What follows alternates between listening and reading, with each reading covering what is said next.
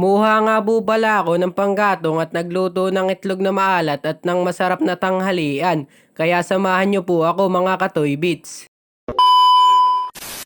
Dito nga po pala hinuhugasan ko na yung lulutuin nating itlog na maalat dahil marami pa po itong putik. Gamit nga po pala namin ditong lupa ay yung lupa ng punso. Bago ka nga po pala makakuha ng lupa ay kakagating ka muna ng mga anay.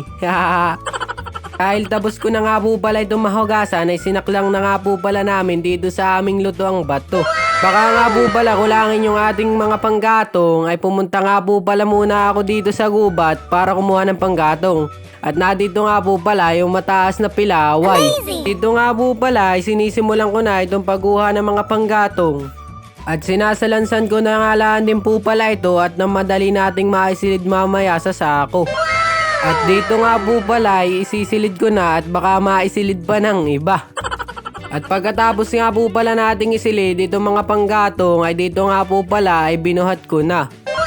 At naglakad na at baka wala na rin po palang panggatong yung ating nilulutong itlog na maalat. At baka wala na rin po palang tubig ay prito ang kalalabasan ng ating itlog na maalat. Dito nga po pala pagdating ko ay maigi na lang at may tubig pa pala at may panggatong pa ang ating itlog na maalat na niluluto. At dito nga po pala ay kukuha ako ng kidya na ipang-aasim sa ating lulutuin mamaya. Yung kidya nga po pala ay kalamansi. Kung tawagin lang po dito sa aming probinsya ay kidya. At kumuha nga din po pala ako dito ng mga silin lara na ipanlalahok natin sa lulutuin natin mamaya.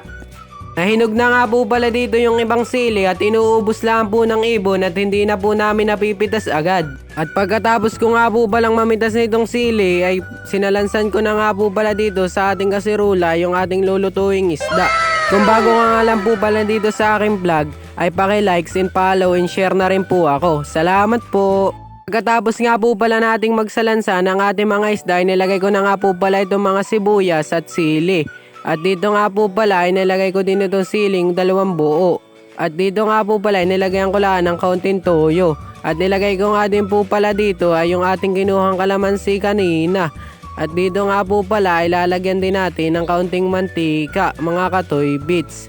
Po pala ay sinalang ko na nga po at sinindihan ko na at pagkatapos nga po pala na itong kumulo ay naluto na rin yung ating itlog na maalat.